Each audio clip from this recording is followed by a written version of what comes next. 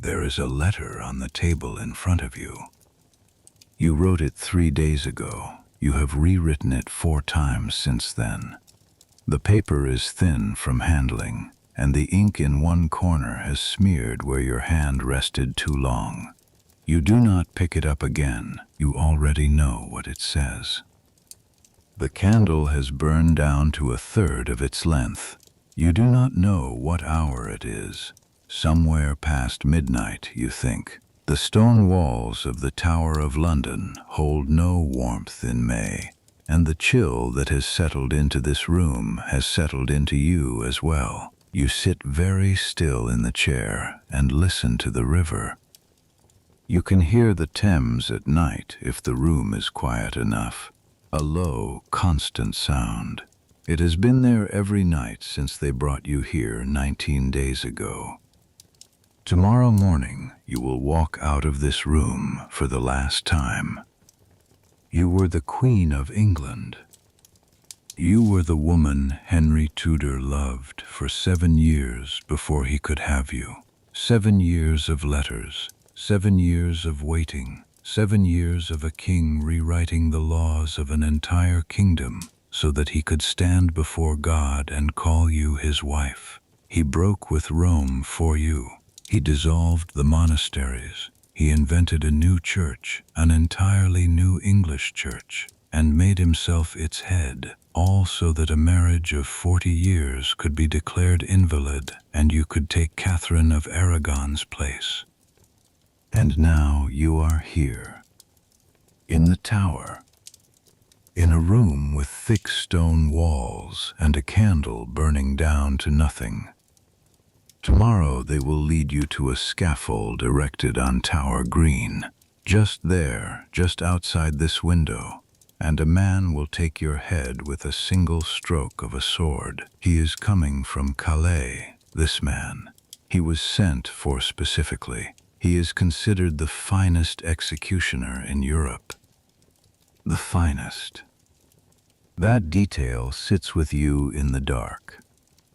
There is a dress laid out on the chest near the door, dark gray damask with a white linen collar. You chose it yourself. You are 28 years old, or 29, perhaps 35. No one agrees entirely. The records from Blickling Hall in Norfolk, where you were born, are not precise, and you have never been entirely sure yourself. This uncertainty, which once seemed a trivial thing, now feels like something heavier. The question of when you entered the world remains unresolved, and tomorrow the question of when you leave it will be answered with perfect clarity. This is quiet history at bedtime. If this is your kind of story, a subscribe means everything right now. Every detail in this story comes from the historical record. Just relax and feel free to let this play as you drift off to sleep. Now, let us begin. You are Anne Boleyn, second wife of Henry VIII, Queen of England from 1533 to 1536. You were born into the minor nobility. Your father, Thomas Boleyn, was a diplomat and courtier who rose through careful service to the crown. Your mother was Lady Elizabeth Howard, daughter of the Duke of Norfolk. You spent part of your childhood at the court of Margaret of Austria in the Netherlands, and later at the French court, where you absorbed the culture, the music, the fashion, and the language of the most sophisticated royal household in Europe. You were not born to be queen. You were trained to be exceptional in a world that offered women very few tools, and you used every one of them.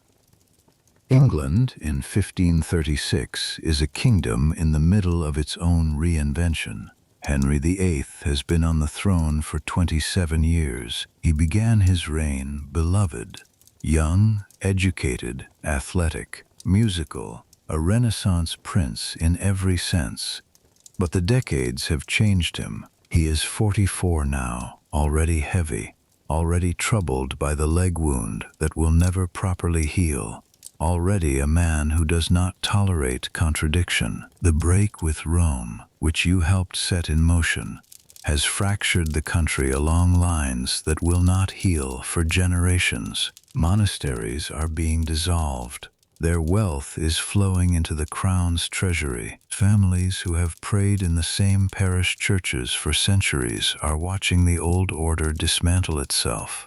Some quietly grieve, some profit. No one is certain what comes next. Into this England you brought a daughter. Her name is Elizabeth. She is 2 years old. She is not the son Henry needed. That is not the whole reason you are here, but it is part of it. The full reason is something you have turned over and over in your mind during these long weeks in the tower, and you have not arrived at a satisfying answer. Perhaps there is none. Perhaps the answer is simply that you were always too much, too clever, too outspoken, too unafraid of the men in the room, and a king who once found that irresistible has since decided to find it intolerable. You stand from the chair. The room they have given you is not a cell. It is the same set of apartments in the lieutenant's lodgings where you stayed before your coronation 3 years ago.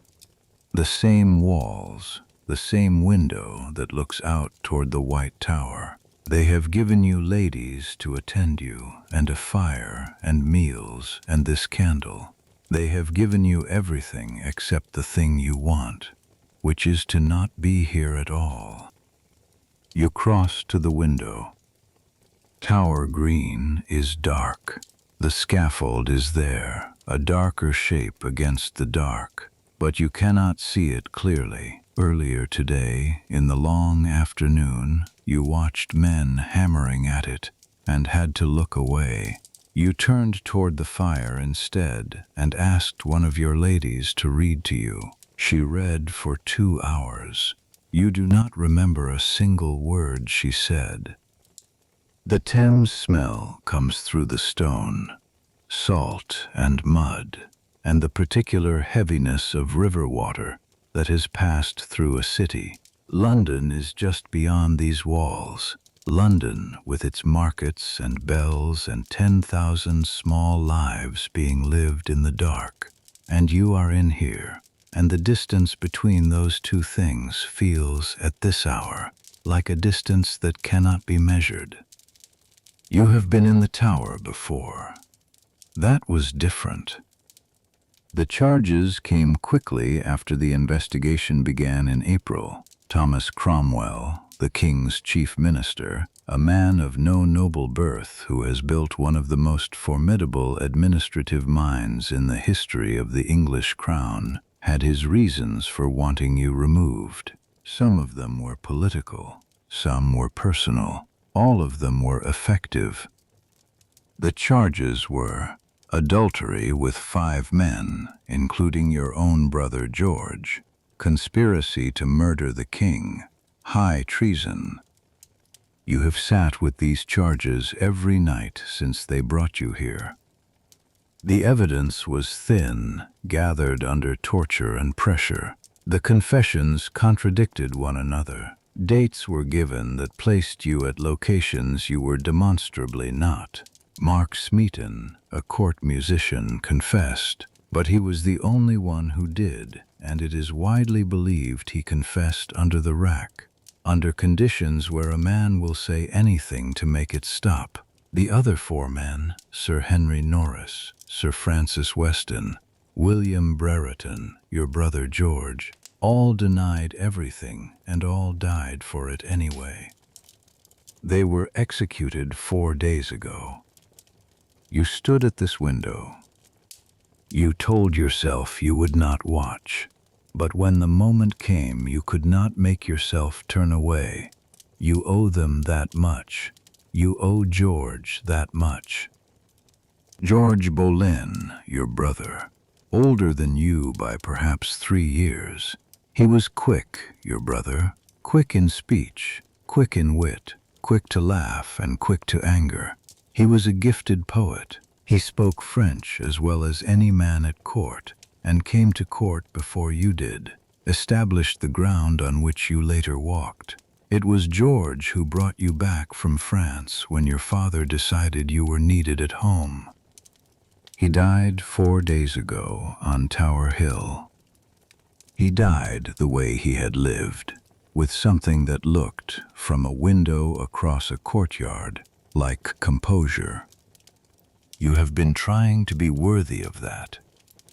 The candle flickers. Somewhere in the tower's outer wall, a door has opened and closed, and the movement of air has found its way through the stone and reached your flame. You watch it settle. You were found guilty on the 15th of May. The trial lasted 1 day. Your jury was composed of 26 peers of the realm. One of them was your own father. Thomas Boleyn sat in that courtroom and voted to condemn his daughter. You have thought about this more than almost anything else during these weeks. You have tried to understand it. You are not certain you do.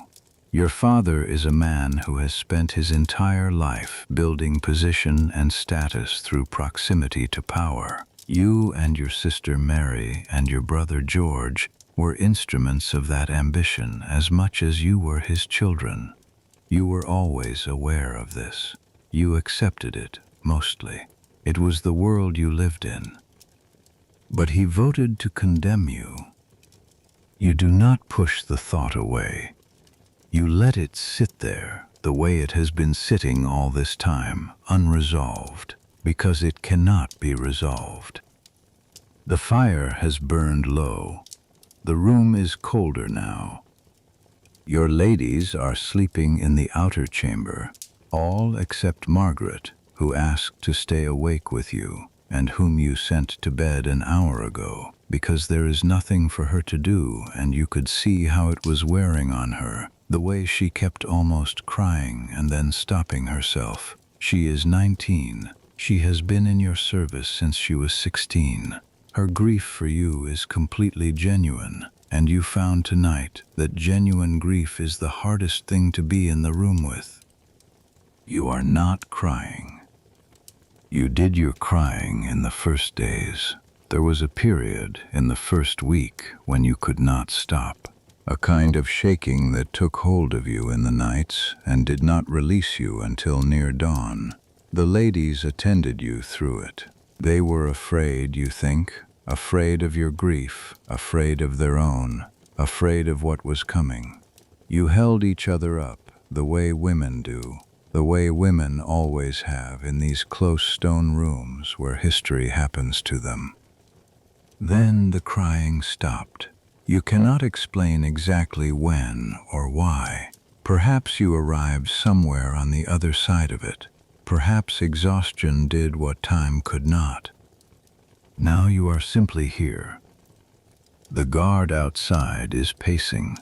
You can hear the slow, regular weight of his steps on the stone. He has been there every night, walking the same short distance back and forth. You have come to find the sound almost comforting. It is a human sound, evidence of another person in the dark. You were Queen of England for approximately 1,000 days.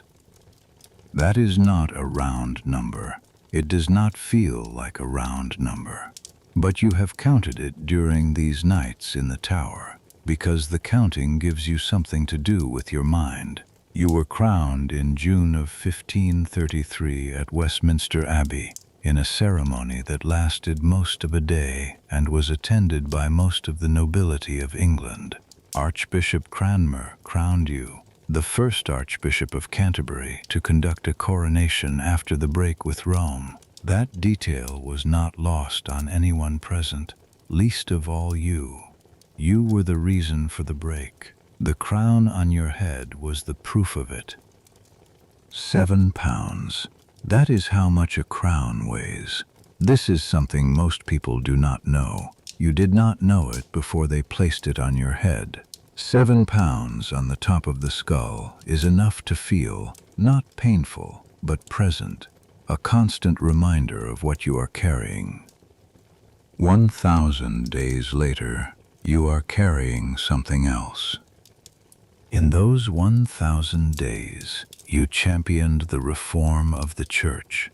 You used your influence to push for an English translation of the Bible, a dangerous thing, a thing that put Scripture into the hands of people who were not supposed to interpret it for themselves. You placed reformist clergy in positions of influence. You supported scholars and artists. You had opinions, loud ones, about theology and politics and the running of a kingdom, and you did not keep them private. And this was variously admired and resented depending on who was in the room.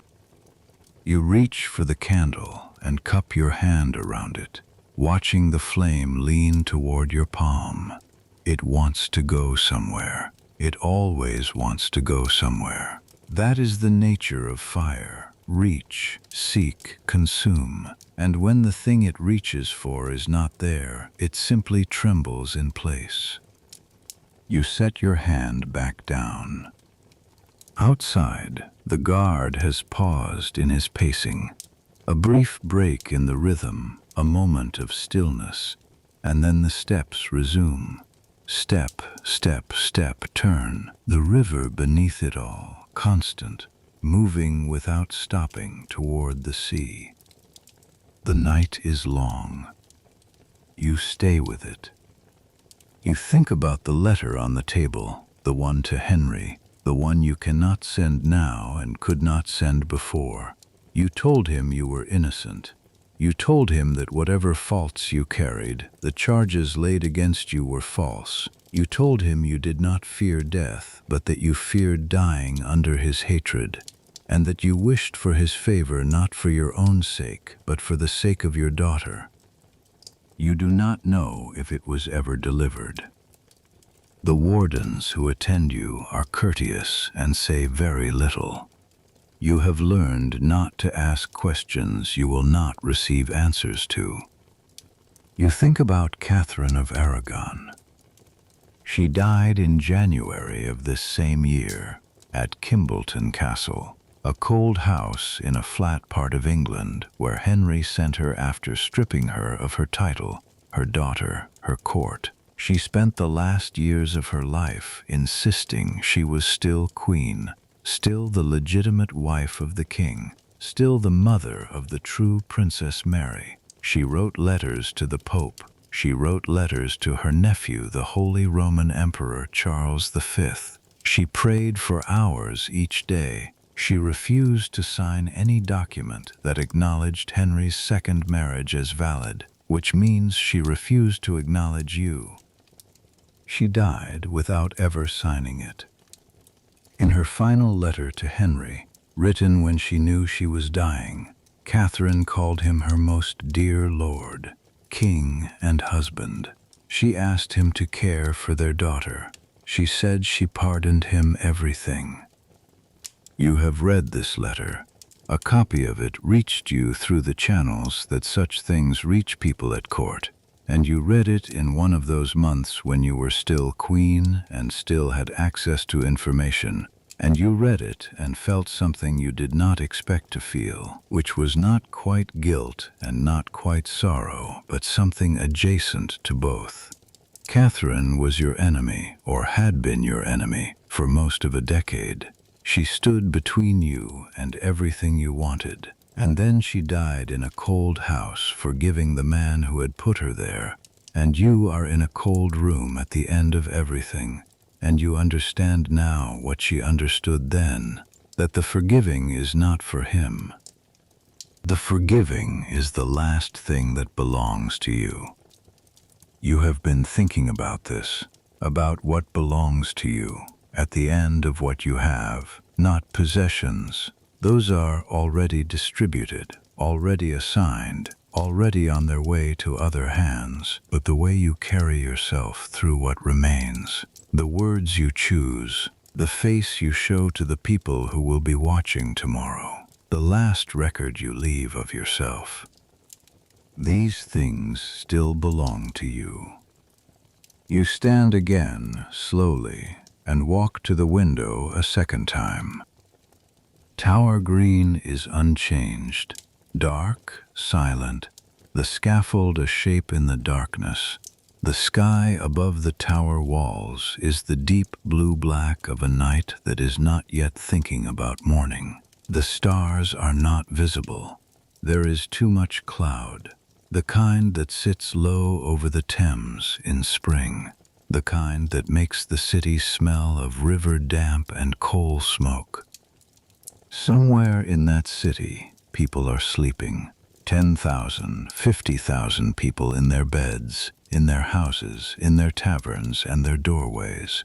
Children curled under blankets, old women with their hands folded, men who will wake at dawn to open their shops or go to the docks or walk to a court where they will argue about money or land or the interpretation of a clause in a contract. Ordinary lives, all of them, the kind of life that does not end on a scaffold. You do not envy them exactly. Envy requires a belief that another life was available to you, and you are not sure that is true. You are the product of everything that made you. The Boleyn ambition, the French education, the years at the English court, the particular combination of qualities that made Henry Tudor look at you and see something he had not seen before. You could not have been someone else. You could perhaps have made different choices inside the life you had, but the shape of the life itself was set by forces larger than any individual choice. This is not resignation. It is simply the view from this window, at this hour, in this particular cold. You press your hand flat against the stone of the windowsill. The stone is very cold. It has been cold for a long time, centuries probably since the tower was built. William the Conqueror began the White Tower in 1078, nearly 500 years ago. The stone was quarried in Caen, in Normandy, and brought across the channel by ship, the same channel you crossed yourself, going back and forth between France and England in your younger years. The same stone that held the walls of this building through the reigns of every English king from the Conqueror to the man who is sleeping 8 miles downriver tonight, the man who will ride out hunting tomorrow morning after the cannon fires. You take your hand off the stone. The guard outside has paused again. Then the steps resume. Step, step, step, turn. You have memorized this rhythm over 19 nights without meaning to. It has become part of how this room sounds, part of the texture of these final days. You lean your head back against the chair. The room is cold. The letter is on the table. The night is still long. You close your eyes. Not to sleep. You know by now that sleep is not coming tonight, but to rest behind the darkness, to find the small, specific quiet that lives on the other side of closed eyes, where the room is the same room and the candle is still burning and the guard is still walking, but you are, for a moment, not watching any of it. Just listening to the river. Just here. Just this. At some point in the deep hours you rise and find the tinderbox on the shelf and light a new candle from the coals. Your hands are steady. This surprises you slightly. You had expected them to shake. They do not. They go about the work as they always have. Strike the flint against the steel. Direct the spark onto the char cloth. Blow until it brightens. Touch it to the wick. The new flame comes up pale and steady. You set it on the table beside the letter and sit back down. The fire is low but alive. Outside, the guard continues his circuit. You reach past the letter to the small stack of books on the corner of the table. and take the one on top.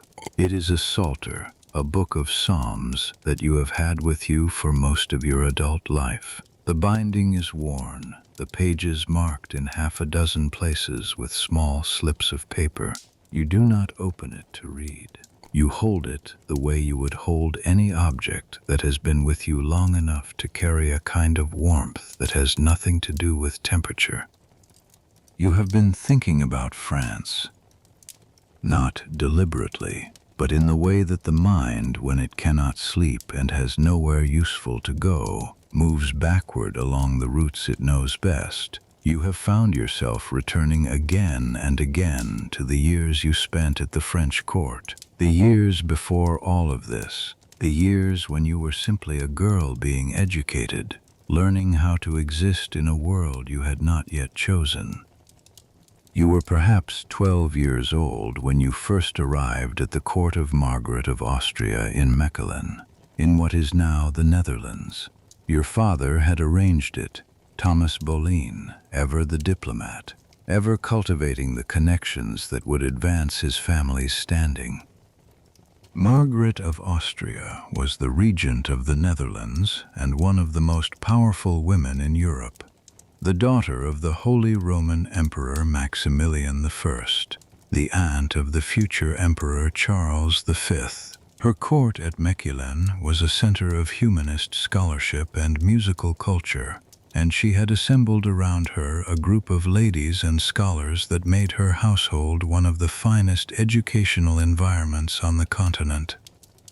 Your father sent you there. He sent you there because he could, because he had the connections, because he understood that a daughter educated at Margaret of Austria's court would return to England with a polish that no English education could match. He was right about this. He was often right about calculations of this kind.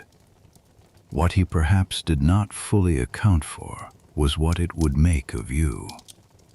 Margaret's court at Mechelen had a library. Not a royal library in the grand sense, not the collections you would later see at the French court, but a real working library, with books in Latin and French and Dutch, with illuminated manuscripts and printed texts, with the new humanist writing that was circulating through the educated courts of Europe in those decades. You had access to it, you were encouraged to use it. In England at this period, a girl of your background would have been educated to read and write and manage a household and play an instrument and perhaps speak a little French. At Mechelen you were educated to think. This is the difference. It sounds small. It was not small. After Mechelen came France. You were perhaps 14 when you joined the household of Mary Tudor, Henry's younger sister, who had been married to the elderly French king Louis XII as a diplomatic arrangement. The marriage was deeply unpopular with Mary. She had agreed to it only on the condition that if she survived Louis, she would be free to choose her next husband herself, a condition Henry granted. She did not have to wait long. Louis XII died in January of 1515, 3 months after the wedding, and Mary married her true love, Charles Brandon, the Duke of Suffolk, within weeks. Before the marriage ended and the English household dispersed, you had been placed in the service of the new French queen, Claude, daughter of Louis XII by his first wife, and now wife of the young King Francis I. Claude of France was 20 years old, deeply pious, physically unwell for most of her adult life, and a woman of genuine kindness. You served her from approximately 1515 until 1521, 6 years, your entire adolescence, in the French court. The French court in those years was unlike anything else in Europe. Francis I was 21 years old when he became king, and he would reign for 32 years. He was ambitious in the specifically Renaissance way, not just for territory and war, though he pursued both, but for culture, for learning, for the idea of France as the center of civilized Europe. He invited Leonardo da Vinci to France in 1516. Leonardo came and spent the last 3 years of his life there, dying in 1519 at Amboise, a few miles from where you were serving Claude. You did not meet Leonardo. His world and your world did not overlap in that way. But you moved through the same physical space, the same river valley, the same court complex. This was the kind of world you were living in. The ladies of the French court were educated in a particular mode. Not scholars, not in the way men at the universities were scholars, but genuinely literate, genuinely engaged with the intellectual conversations of the time. You read Erasmus. You read the early humanist writing that was already questioning the practices of the church. Not the theology, not yet, but the corruption, the distance between the church's stated principles and its actual behavior. You read the first fragments of what would become, in a few years, the Protestant Reformation, though none of you had that name for it yet. You also learned to dance. This matters more than it might seem. The French court had developed in these years a specific form of courtly dancing that was not merely entertainment, but a kind of social language. The way you moved in a dance communicated your education, your composure, your awareness of your own body in space. It communicated to anyone watching who knew how to read it, your status and your capability. Dancing at the French court was as much a political act as a social one. You were good at it. You were, by the accounts of those who saw you at the English court in later years, an exceptional dancer, more fluid, more precise, more deliberately present in the movement than most English women, because you had learned it in a place where it was taken seriously as an art. Henry first noticed you, almost certainly, in a dance. He was always watching dances. You came back to England in 1521. Your father needed you back. There were things he wanted from the English court that required a daughter in position, and you had been in France long enough, and the moment was right. You came back speaking French as naturally as English, knowing how to move in a room full of powerful people, knowing how to listen and what to say and what not to say, knowing how to read the space between the words a man speaks and the thing he actually means. You came back to the court of Catherine of Aragon. This is the part of the story that is always told as simple opposition. Anne against Catherine, the Protestant against the Catholic, the young woman against the older wife. The truth, as you have lived it, is more complicated. When you first arrived in Catherine's household as one of her ladies, you were perhaps 14 or 20. The dates refused to agree, and Catherine was 36, a woman who had been navigating the English court for 20 years, who had survived the death of her first husband, Prince Arthur, the years of uncertain widowhood, and the complex politics of her eventual marriage to Henry. She was educated in the Spanish humanist tradition. She was intelligent. She was, in the early years of her marriage, a genuinely respected queen. You observed her. You observed her the way you had been trained to observe people, carefully, completely, without letting the observation become visible. And what you saw in Catherine of Aragon was something you did not expect, which was a model, not a model to imitate. Your temperament and hers were different in almost every way, but a model of what it looked like to hold a position under pressure, to remain composed when the room was designed to move you, to understand that a woman in a court full of men is always being watched, and to decide, consciously, what you will let them see. These lessons lived in you all the way through the years that followed. It was around 1523 or 1524 that Henry's attention first settled on you. with the kind of weight that was not going to move. He had shown interest before in other women of the court, briefly and carelessly, the way powerful men show interest when the interest costs them nothing. He had shown that kind of interest in your sister Mary, who was beautiful and unguarded and did not know until too late how to manage a king's attention. Mary was taken up and used and set aside, and you watched this happen from close range, and you decided, not in a single moment but in the accumulating way of all real decisions, that whatever happened between you and the king, it would not be that. So when his attentions turned to you, you did not refuse them, but you held the terms. You would not be his mistress. This was the position you maintained, through years of pressure, through letters and gifts and the king's mounting frustration and the whispered disapproval of the court.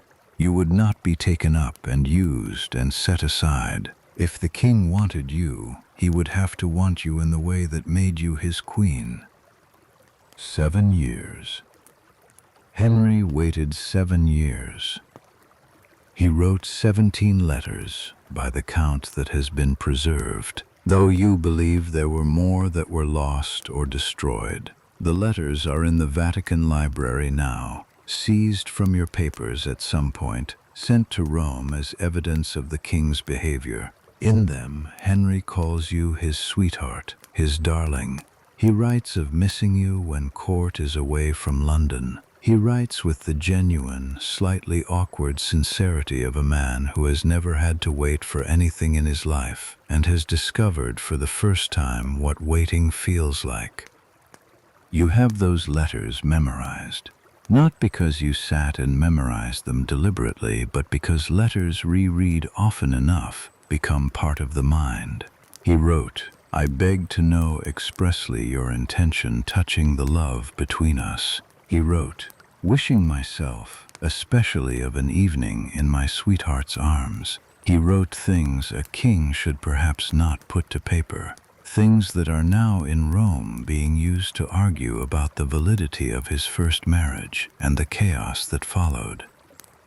In the years of waiting, you were at court when you could be, and away when the pressure became too much, and the distance from London only seemed to intensify what Henry felt, which is the nature of certain kinds of desire. It grows in the space between, in the imagination, in the letters that have to stand in for presence. You were not unmoved by him. This is a thing the simple version of the story often loses.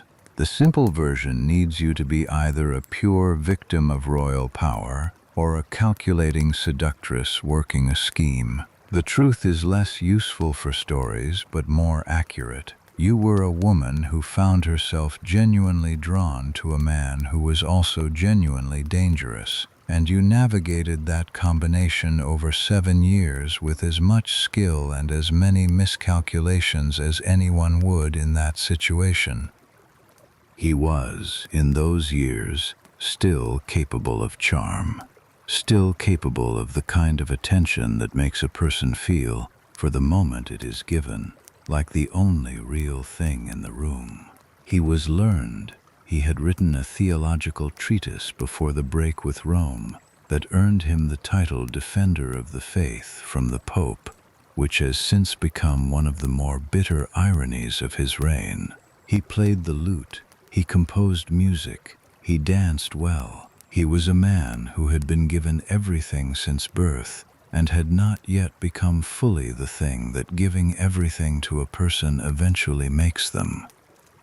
You thought, in those years, that you knew what he was. You think now, in this room, in this dark, that you did not know, that knowing a person as they present themselves in pursuit is not the same as knowing what they become when they have you, and you became something to be managed and then something to be removed. And the 7 years of letters are in Rome, and your brother is in the ground, and tomorrow morning there is a scaffold on the other side of this window. The new candle is burning steadily. The fire has settled back to its low, even glow. You set the psalter down on the table, beside the letter, beside the small stack of books that will stay in this room after you have left it. You fold your hands in your lap. Your fingers are cold, slightly ink-stained at the tips from the writing you have done in this room. The letters, the drafts, the notes to people who may or may not receive them. These hands have turned the pages of the English New Testament at a time when it was illegal to own one. These hands have held your daughter. These hands have written in the margins of books that are now in other people's libraries, marked with your thoughts in the small, careful handwriting you practiced first as a girl in Margaret of Austria's household, then refined at the French court, then carried back to England and used for 30 years. Outside, the guard turns. Step, step, step, turn. The river underneath everything. The night is deeper now, the deepest part of it, the part that comes in the hours between 1 and 3, when the darkness is most complete and the city is most quiet. You are awake in it. You have been awake in it for 19 nights, in varying degrees, and you know its texture now, the particular quality of this silence, the specific weight of these hours. There is a strange intimacy to extreme wakefulness in the deep night. The room becomes very present. The candle flame, the stone walls, the smell of the fire, the sound of the river, everything sharpens slightly, the way the details of a place sharpen when you know you are leaving it. You are leaving it. That is simply true. You think about the miscarriage. In late January of this year, you lost a child who had been a boy. The pregnancy had shown the right signs. The household had been quietly hopeful. Henry had been, or had seemed to be, attentive in the way he was capable of being attentive when he believed something he wanted was within reach. And then it ended. A January morning, and the child gone, and the silence in the room after, and Henry's face when he came to you, and you saw in it not grief but calculation. You saw him calculating.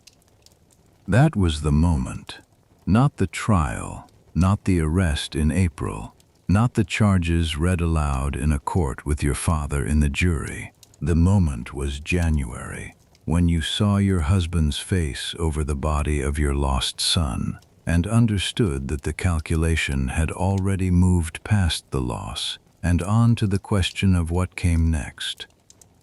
You did not let him see that you had seen this. You were very good by that point at not letting people see what you saw. The miscarriage was your third. The first had been early, before Elizabeth, when you were still newly married, and the court was still adjusting to the fact of you as queen. The second had been in the summer of 1534.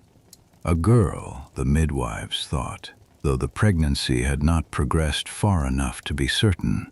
Each loss had cost something. Each loss had changed the weight of the air in the rooms where you and Henry were together. The debts accumulate in a marriage, and in a court, and in a king's patience, and the third loss in January cleared whatever was left in the account. What followed happened quickly. Thomas Cromwell opened his inquiry in April. The court musician Mark Smeaton was taken on the last day of April and questioned through what means the official record is careful not to specify. He confessed on the 1st of May. Within hours, Henry Norris was arrested. Your brother George on the 2nd of May. Sir Francis Weston and William Brereton shortly after. You were arrested on the 2nd of May and brought to the Tower by barge, arriving in the afternoon through the Traitor's Gate. You remember the water. The Thames in the afternoon, gray-green and moving, and the barge cutting through it. and the city sliding past on both sides, all the ordinary city going about its ordinary afternoon. The watermen, the merchants, the children on the riverbanks, you on this barge, and everyone who could see the barge knowing what it meant. You did not look away. You made yourself watch the full length of the passage, from the palace to the tower gate, the whole moving afternoon. You were not going to look at your hands or at the boards of the barge or at your ladies' frightened faces. You were going to watch the city because it was there, because it was real, because refusing to look at things has never been your way. The Traitor's Gate is a water gate, a great arched opening in the tower's outer wall through which the Thames passes at high tide. You ducked your head under the stone arch and stepped out of the barge onto the wet steps inside the tower, and the water dripped from the arch above you, and that was that. You were inside. You have been inside for 19 days. In the early days you spoke too much. The shock of the arrest moved through you in waves, and the waves came out as words.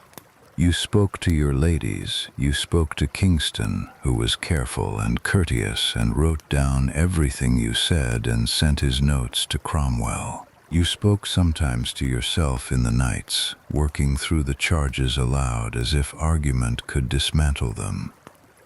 Whatever you said in those first distressed days is now in the administrative record of the English crown.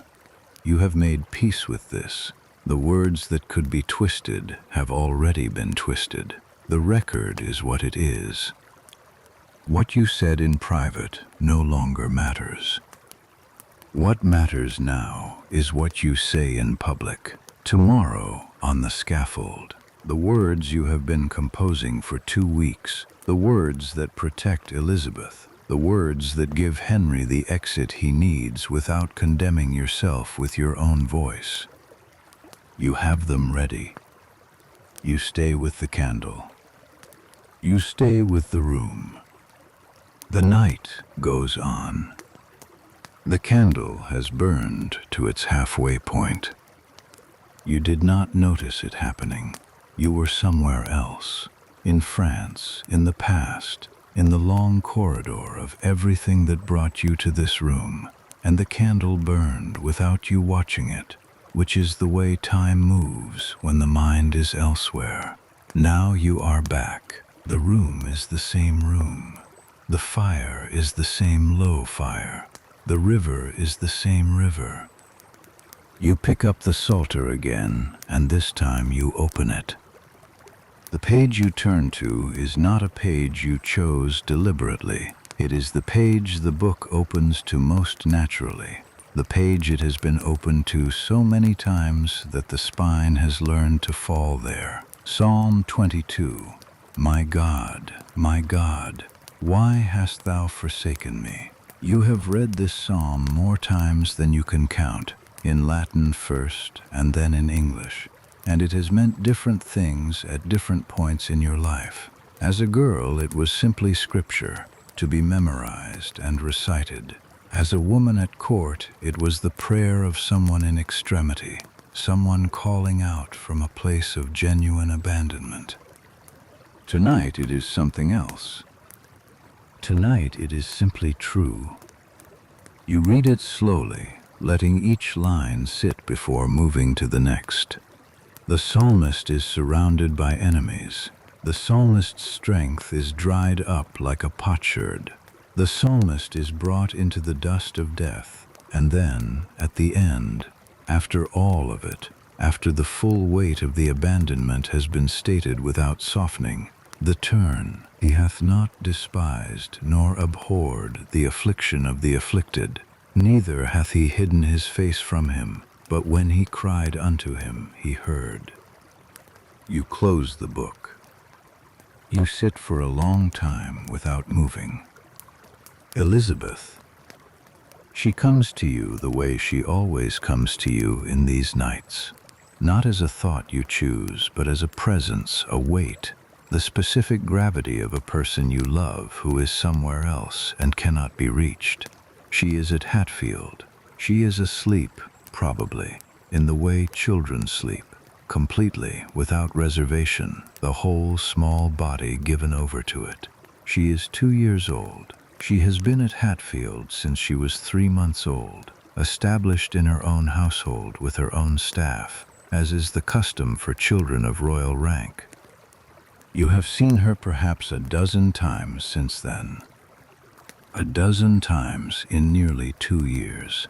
This is not unusual for a woman of your position. Queens do not raise their own children in the daily physical sense. The raising is done by governesses and nurses and the careful household that surrounds a royal child. You understand this. You accepted it, as you accepted many things about the life you entered. But understanding a thing and making peace with it are not always the same. And in these 19 nights in the tower, you have spent more hours thinking about those dozen visits than about almost anything else. The first time you held her, she was hours old. You were exhausted in the way that follows childbirth. The particular exhaustion that is both physical and something deeper, something that goes below the body into whatever it is that a person is made of underneath. The midwives had cleaned her and wrapped her and placed her in your arms, and you looked at her face, the red, unfocused face of a newborn, ancient and unformed at the same time. And you felt something that you did not have a name for then and do not have a name for now. Only the fact of it, only the weight of her in your arms, and the understanding that this was the most important thing that had ever happened. She was a girl. Henry had left the room by the time you registered his absence. You held Elizabeth for a long time that afternoon, alone except for the ladies. In the rooms at Greenwich where the birth had taken place, you held her and you did not think about Henry or the succession or the disappointed court. You thought about her face. You thought about her hands, which were impossibly small, the fingers curled in toward the palm in the way of new things that have not yet learned to open. You thought, whatever else this is, whatever comes next, this is real. She is real. She is at Hatfield tonight, asleep, and she is 2 years old, and she does not know that her mother is sitting in a stone room in the Tower of London, listening to the Thames.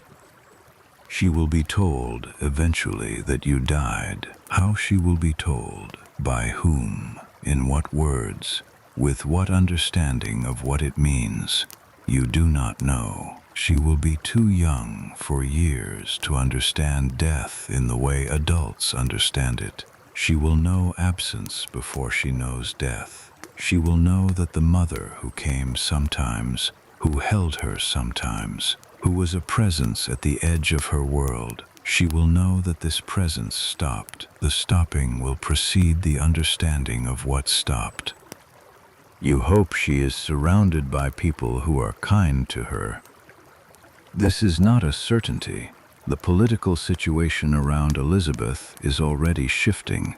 She was declared illegitimate along with your conviction, stripped of her title as princess, reduced in official status to simply Lady Elizabeth. The household at Hatfield will be maintained because Henry does not discard his children entirely.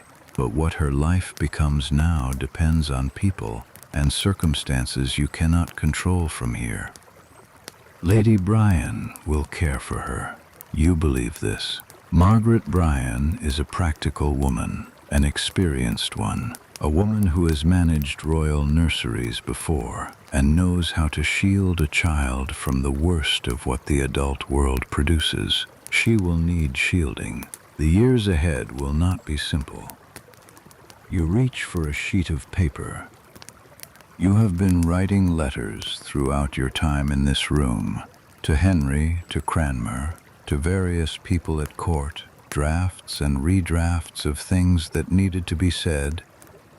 You write, I ask that you tell her, When she is old enough to understand that her mother loved her, that she was the most important thing, that whatever she hears about these days, she was never a reason for any of it, only a gift that came before everything else. You write, tell her she has her father's eyes and her mother's stubbornness, and that the stubbornness will serve her better. You fold the paper. You give it to the candle for a moment, not to burn it, just to feel the warmth of the flame close to your hands, and then you set it on the table beside the other letters. You will give it to Margaret in the morning to send, whether it reaches Hatfield, whether Lady Bryan receives it, whether it is intercepted by Cromwell's offices, as some of your letters have been. You do not know. You send it anyway. This is all you have left to give her. Words on a page, folded, hoping. The fire pops once in the grate. A small sound, a settling of coals. The room shifts slightly and then is still again. You think about your innocence. Not in the legal sense. The legal question was settled by the jury of 26 men on the 15th of May, and no amount of thinking in a tower room can unsettle it. But in the plain, private sense, in the sense of what you know about your own life, and what was true in it, and what was not. You did not commit adultery, not with Henry Norris, not with Francis Weston, not with William Brereton, not with Mark Smeaton, and not with George. This last charge, the charge involving your own brother, is the one you have found hardest to sit with, not because it shakes your certainty, which it does not, but because of what it required of someone to put it forward. The charge of incest with George came largely from testimony given by George's wife, Jane Boleyn. Jane Parker, as she was before her marriage, whom you have known for years, who has been part of your circle at court, who watched your brother die on Tower Hill 4 days ago. You have spent time in these nights trying to understand what Jane Boleyn said and why she said it. The conclusions you arrive at are not satisfying because they do not resolve into a single explanation. She may have been coerced. Cromwell's commission was not gentle with witnesses, and a woman told that her cooperation was the price of her own safety might say many things. She may have had her own grievances against George, which you know existed, because their marriage was not a happy one, and unhappy marriages generate their own private grievances that the public record never captures. She may have been simply afraid, in the way that fear strips people down to their most self-protective instincts. You have written her a letter. You have not sent it. You have not been able to decide whether what you want to say to her is forgiveness or something else wearing the face of forgiveness, and you are not willing to send something whose nature you are uncertain of, so the letter stays here with the others on the table. The night is in its deepest part now. The hours between 2 and 4 in the morning have a specific quality, a pressure almost, the feeling of time weighing on itself. You have felt it every night in this room. The city outside the walls is at its most quiet. The river is at its most audible. The cold is at its most complete. You stand and move to the fire and crouch before it, holding your hands close to the low coals. The heat reaches your palms and your fingers and moves up through your wrists. You hold your hands there until the cold has gone out of them, and then you stay a moment longer because the warmth is real and simple and requires nothing of you. You think about Norris. Sir Henry Norris, groom of the stool, one of the king's closest body servants, a man who attended Henry in the most intimate physical details of his daily life for many years. He was a good man. You are as certain of this as you are of anything. He had been in royal service since before you came to court. He was discreet and loyal, and good at his work in the way that men who survive for decades in close proximity to a Tudor king have to be good, perfectly attuned to the moods and requirements of a powerful and volatile person, always slightly self-effacing, never crowding the king's vanity. He was also kind to you, in the way that the best men at court were kind, without expecting anything from the kindness, without using it as a tool. He read books. He had opinions about theology that were carefully moderate. The opinions of a man who found the questions genuinely interesting but understood the danger of commitment in either direction. You had good conversations with him, the kind that happen between people who respect each other's minds. In the spring before the arrests, there was an exchange between you that someone reported to Cromwell. You had been irritated with Norris about something, some small court matter, the details of which you can no longer precisely reconstruct, and in the irritation you said something sharp. You said words to the effect that he was waiting for dead men's shoes, meaning he was marking time at court, waiting for advantage, waiting for the powerful to fall so he could step into their place.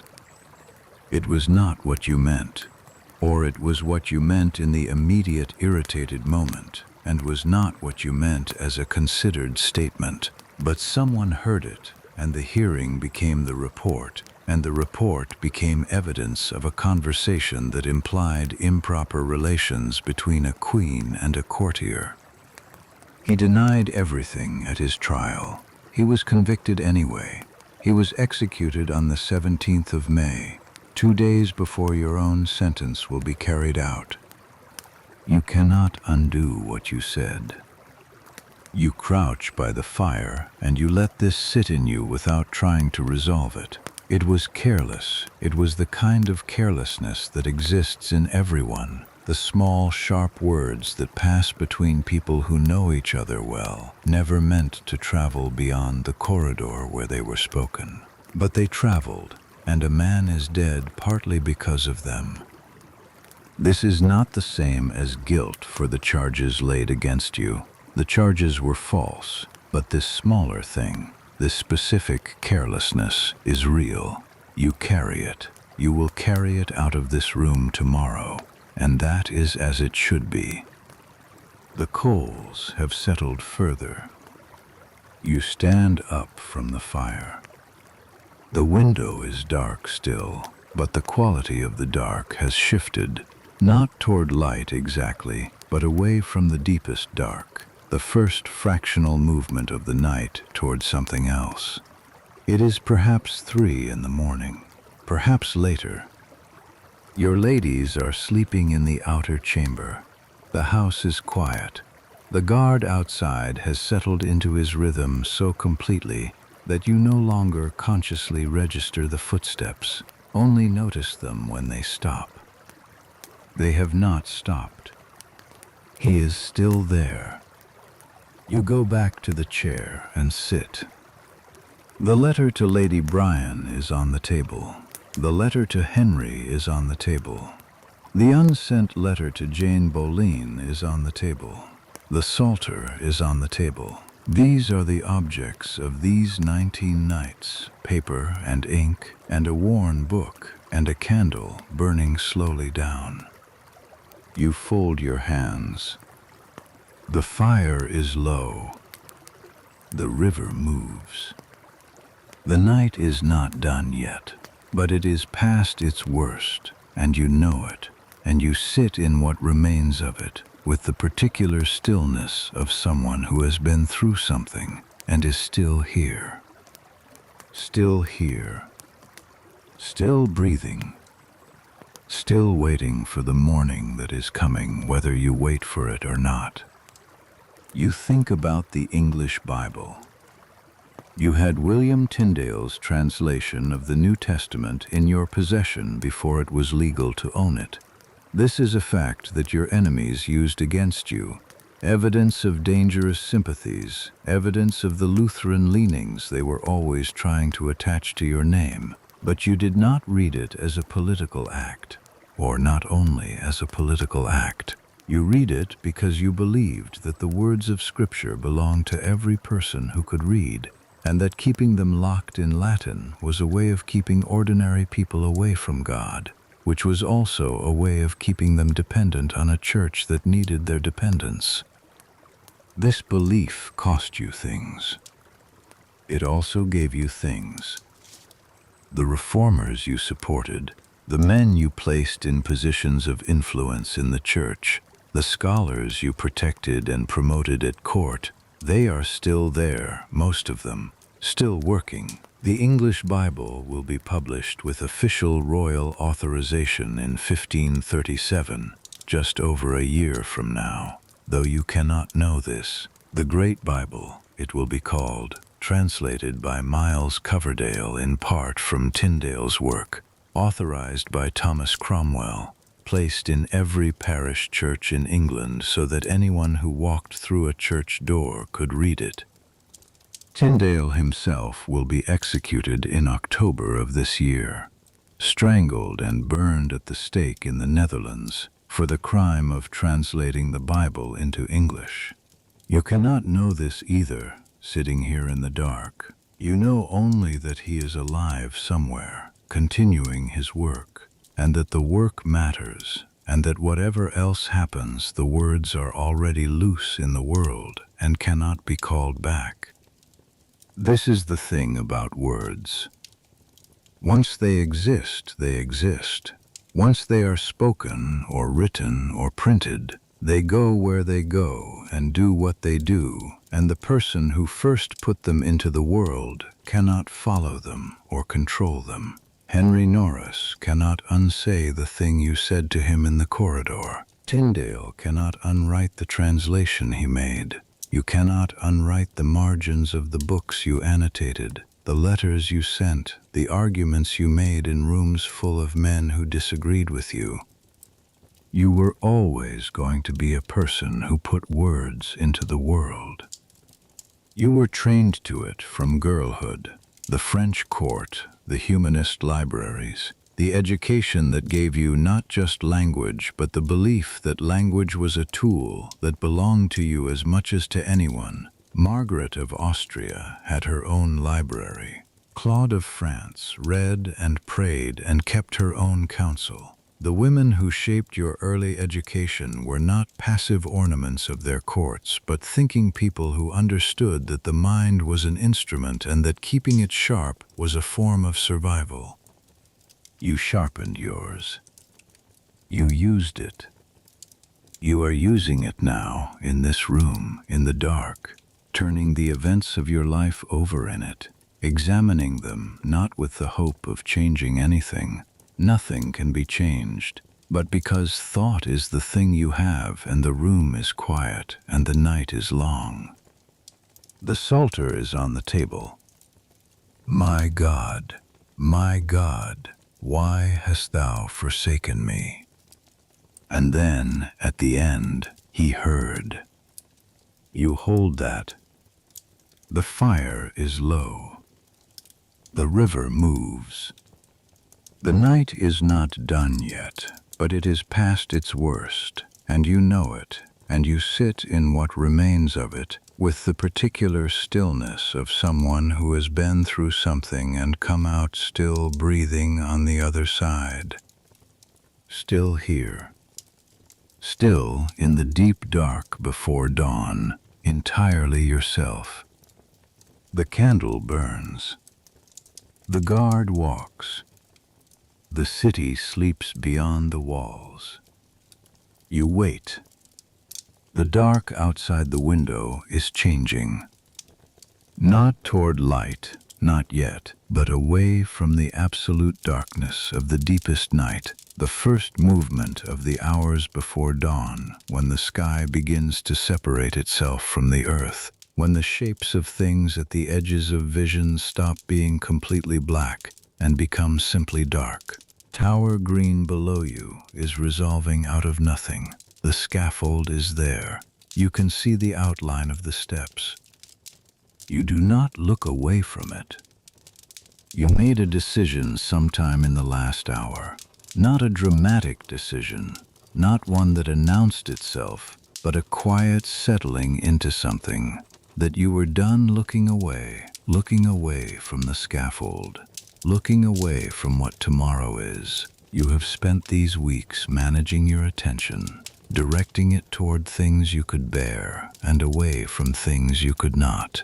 And this has been necessary, and you do not regret it. But the night is running out, and what is on the other side of this window is real, and you are going to look at it directly until there is nothing left to look at. So you look. The scaffold is plain. You have noted this before, and you note it again now, in this first gray before dawn. Just a platform, just boards, just the functional shape of a thing built for a purpose. It does not look like what it is, but this is true of most things in the end. The courts of Europe do not look like what they are.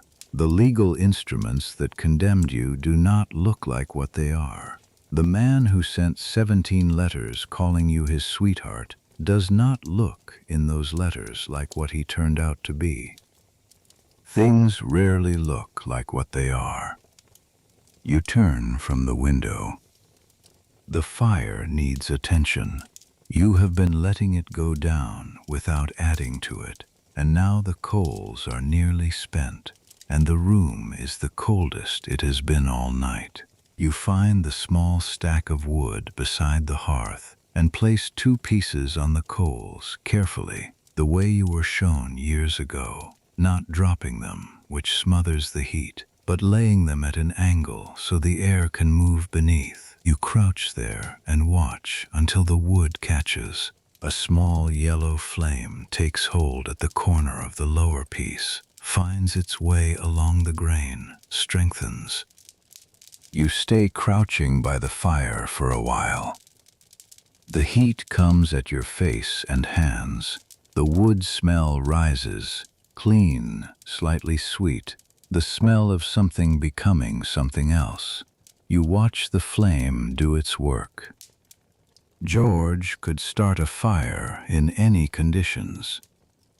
This is a strange thing to remember, but the mind at this hour moves where it moves. You are thinking about your brother, and the memory that surfaces is a specific one.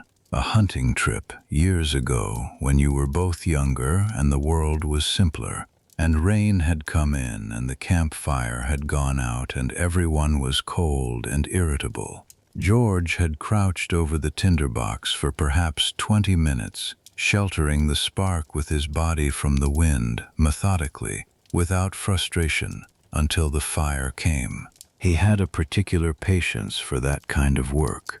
The kind of patience that is not passive but active, the refusal to give up before the thing is done. You think he would want you to have that patience today. You think he would be very annoyed if you fell apart on the scaffold.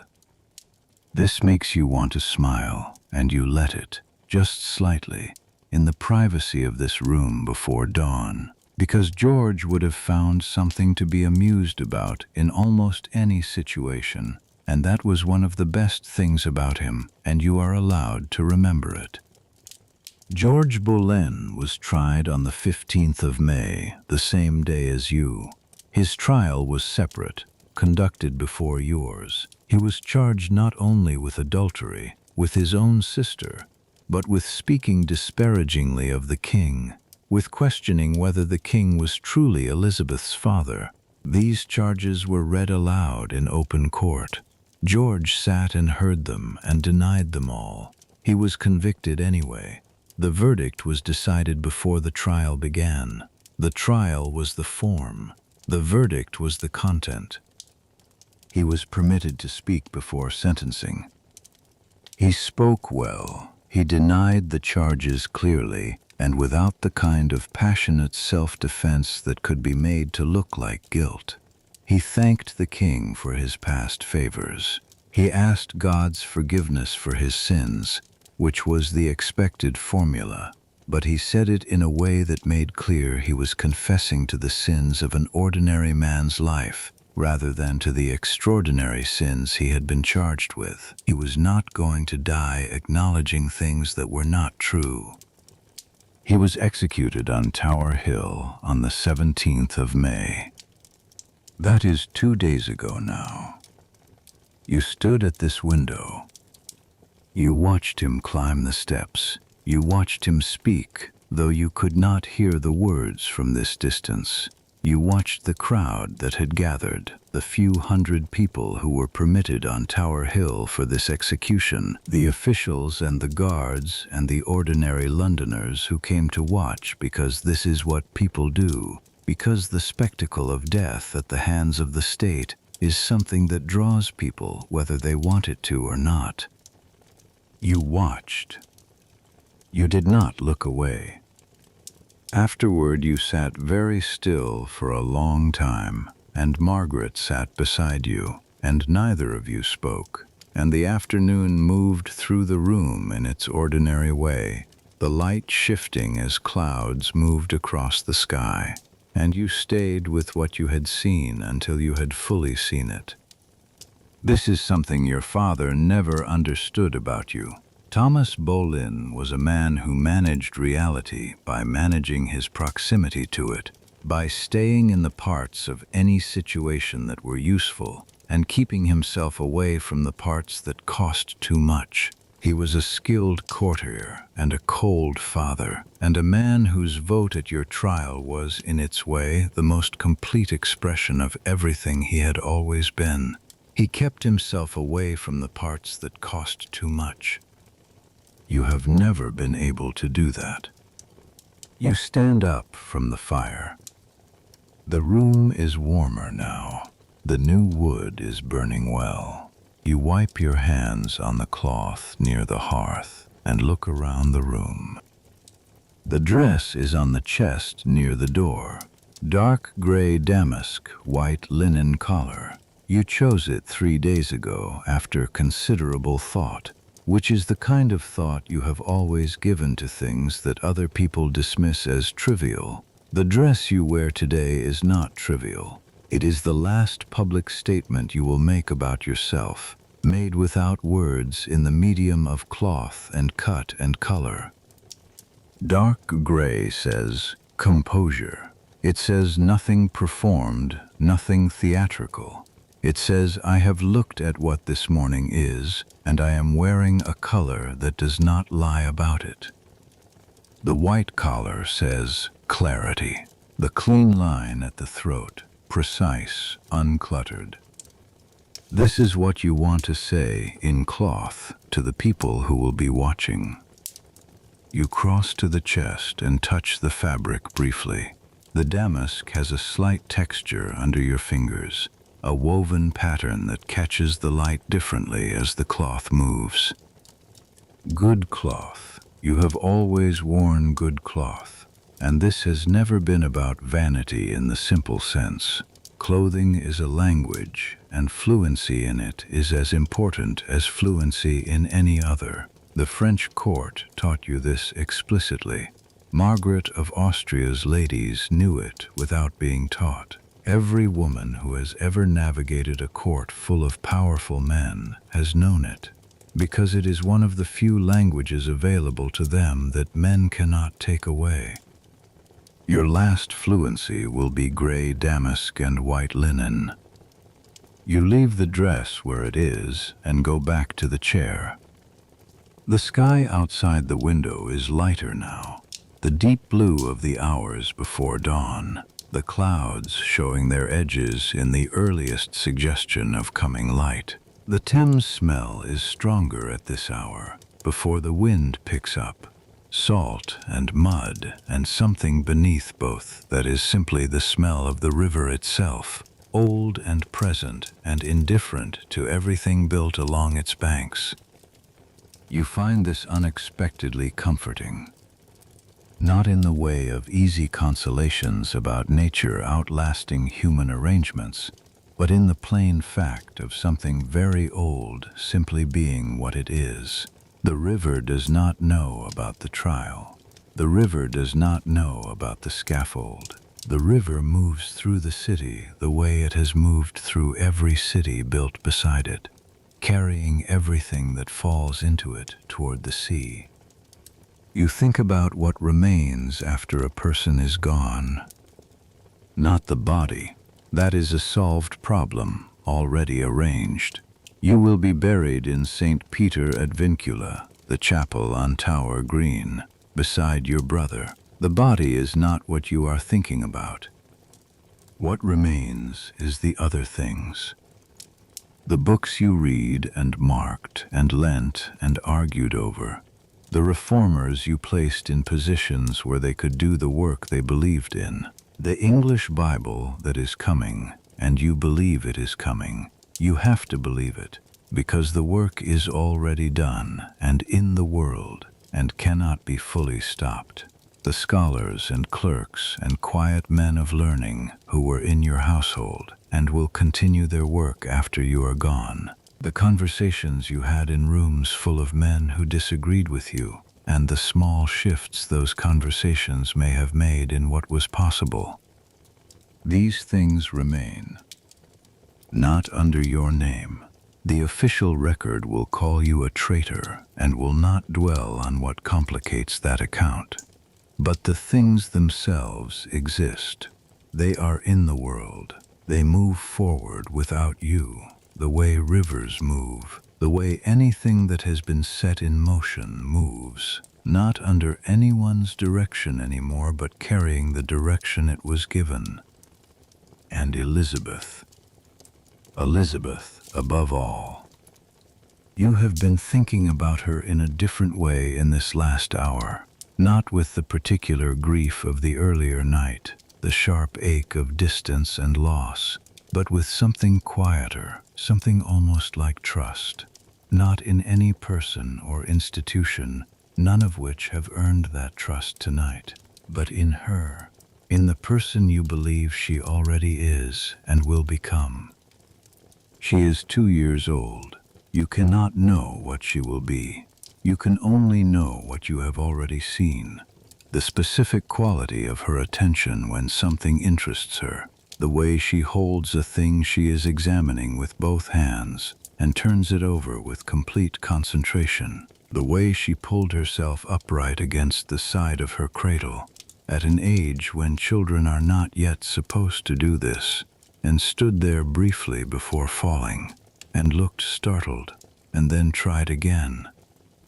She tried again. That is what you know.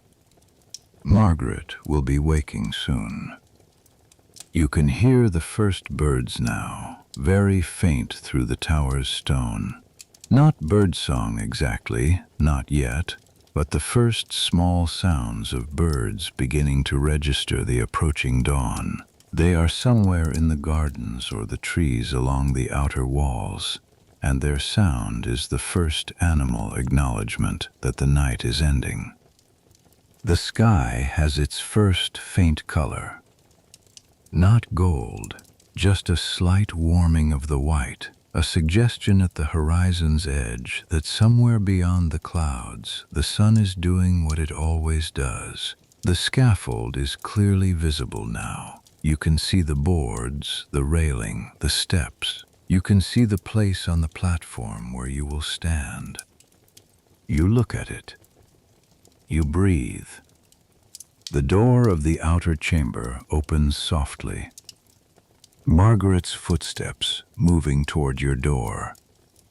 She has been awake on the other side of that door for hours, probably, sitting in the cold outer room, holding herself together, waiting for the sound of you moving or calling out or simply needing her. She comes every morning like this, the first one through the door, and every morning her face does the same thing, holds, and then releases slightly when she sees you are there.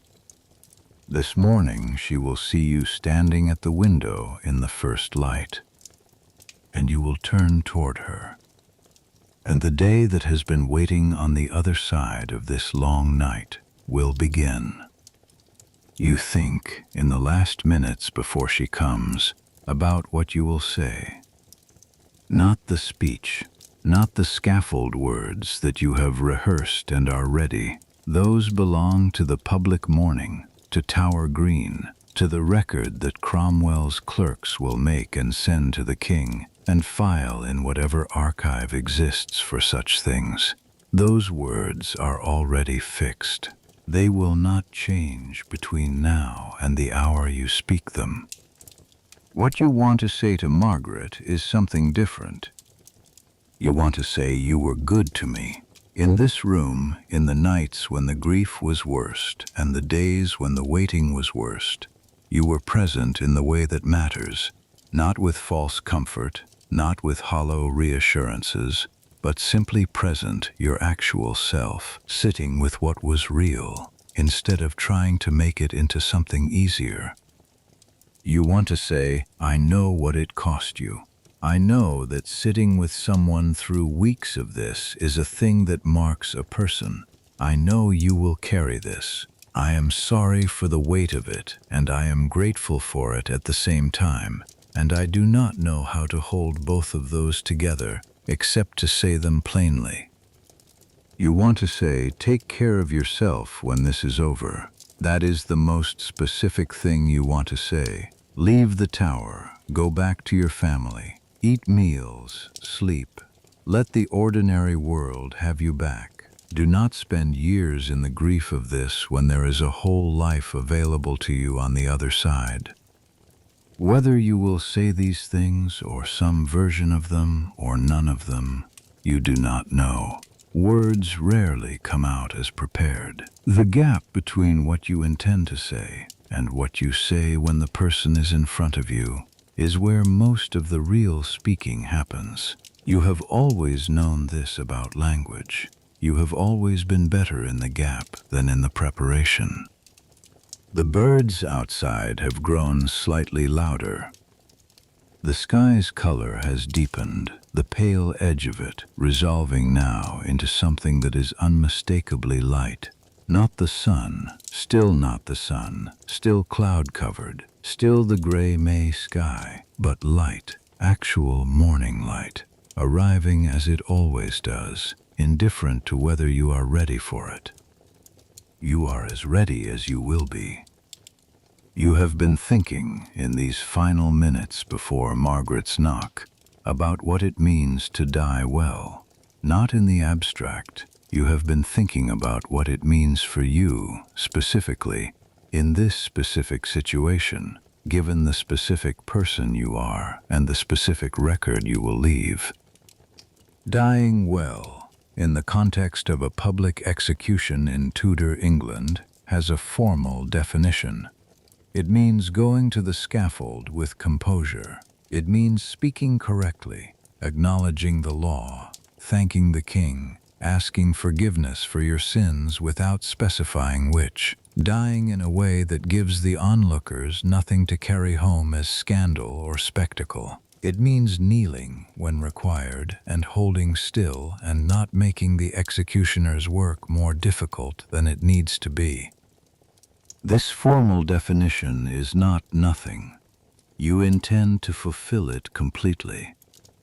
But you have been thinking about the other thing underneath it, the informal and unwritable version of dying well, which has nothing to do with what the witnesses see and everything to do with what is true inside the person doing it.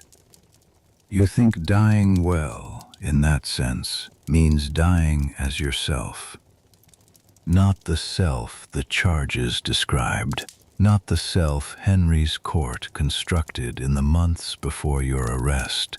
Not the scheming seductress. Not the Lutheran heretic. Not the traitor. The self you actually are. The woman who read Tyndale in the firelight and argued theology with bishops and held her daughter and wrote in the margins of books and loved her brother and used every tool available to her in a world that offered women very few tools, and arrived at this morning having been, whatever else, genuinely alive. That self. You want to die as that self, with that self intact, carrying it all the way to the end. You think you can do this. The knock at the outer chamber door is soft, then Margaret's footsteps crossing the outer room, then the door to your chamber opening slowly. She holds her lamp in one hand. Her face, when she sees you standing at the window in the first light, does exactly what it always does, holds and then releases. Her eyes are red at the edges. She has been awake all night, or nearly. She looks at you. You look at her. In the space between you, in the silence before either of you speaks, everything that needs to pass between you passes. The grief she is carrying, the gratitude you are carrying, all the days and nights of this room and this cold and this river, the specific, unrepeatable fact of two people who have been through something together and know it and do not need to name it. You open your mouth to say what you have been thinking about saying. What comes out is simpler than anything you prepared. You say, "Come here." She crosses the room and takes your hands. Her hands are cold. Yours are cold too. She does not cry, not yet, and you do not cry. And the two of you stand at the window in the first gray light with the river behind you and the scaffold below you and the lamp making a small, warm circle in the room. After a moment, she says, "Shall I wake the others?" "Yes," you say. She sets the lamp on the table, beside the letter to Lady Brian, and the letter to Henry, and the unsent letter to Anne Boleyn, and the psalter. She straightens, smooths her dress, breathes in. The face she has been holding all night holds itself together a little more. She goes to wake the others, and the morning begins. The others come in one by one.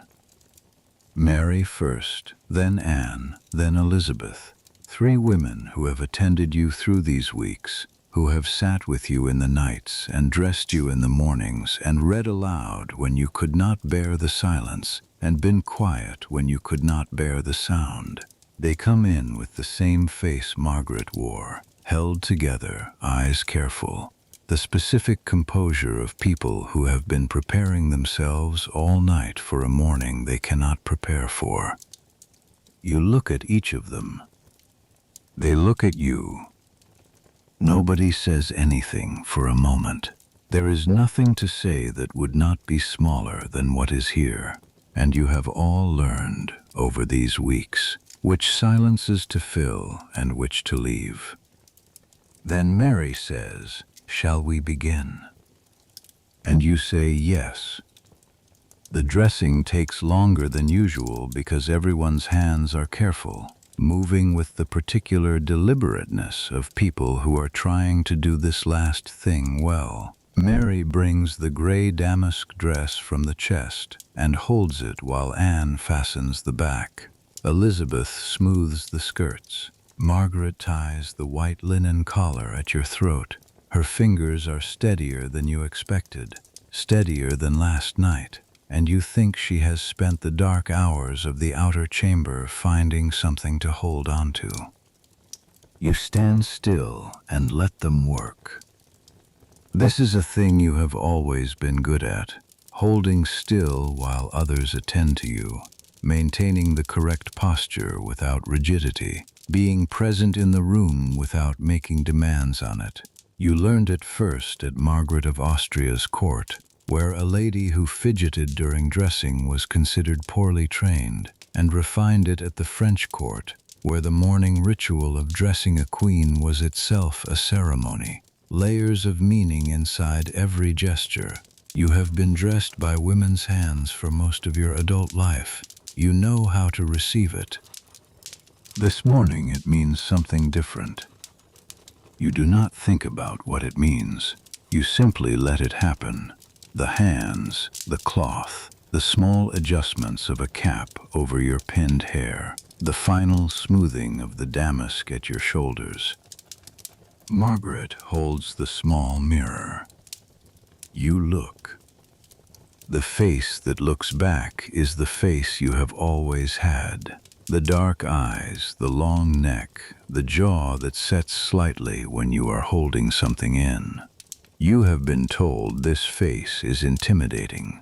You have been told it is beautiful. You have been told by your enemies that it is marked by the devil, the sixth finger they invented for your right hand, the evidence of something sinister in your blood. Your right hand is simply your right hand. The face is simply your face.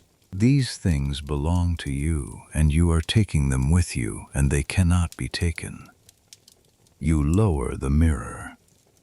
You pick up the prayer book from the table. The prayer book, the letter to Lady Brian folded beside the Psalter. These are the things you will carry out of this room. The letters to Henry and to Jane Boleyn you leave where they are. Whether Kingston's men will find them and send them or file them or destroy them, you do not know. You wrote them. That is enough. You are ready. Sir William Kingston comes at 7:15. He knocks and then enters and bows to you as he has bowed every morning in this room, with the particular formality of a man who has decided to honor the forms completely, all the way to the end, because the forms are all he has to offer you. He is dressed neatly, his face the same studied neutral it has been since the first morning. He tells you that the execution has been delayed. You look at him. He tells you it was originally set for 8 o'clock, but that there are matters. He does not specify. There are always matters, and it has been moved to 9, possibly later. He tells you he is sorry for the delay. You say, it does not matter.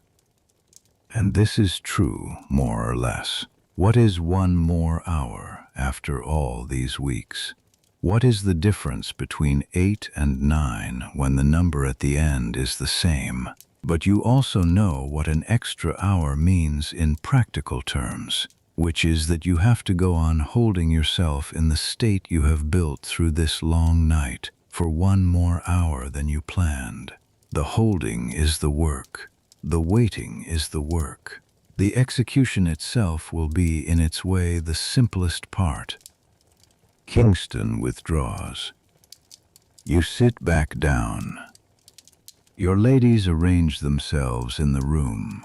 Margaret near you, the others nearby, all of them settling into the waiting again, the waiting that has defined every morning in this place. You have become very good at waiting. You have had practice. You ask Elizabeth to read aloud. She reaches for the Psalter without asking which psalm, opening it to somewhere in the middle, and begins. Her voice is low and even, a reading voice, the voice of a woman who has done this often in these weeks and has learned to pace herself. The words of the psalm move through the room like water, like the river outside, like something that has been moving for a long time and will move long after this room is empty. You listen. You do not follow the words exactly. You let them be sound. Let them fill the room the way the fire fills it with heat, present, surrounding, not requiring anything specific from you. This is something you learned from the French court, how to let music or reading exist in a room without consuming it, how to be in the presence of beautiful language without needing to possess it. The morning light through the window is growing. The clouds have thinned slightly, not broken. The sky is still gray, still fully overcast, but thinned, so that the light coming through is a degree or two brighter than it was an hour ago. Tower Green is clearly visible. The scaffold is clearly visible. The small group of people who will witness the execution has not yet gathered. It is still early, still before the hour, but the green is no longer empty. There are guards, tower officials, the ordinary morning activity of the fortress continuing around the event that is its center. A raven crosses the green. You watch it. The Tower of London keeps ravens. This is old practice. The legend holds that if the ravens leave the tower, the kingdom will fall, and so the birds are kept here, their wings clipped so they cannot fly away, fed by the tower's raven keeper who has held that position for generations.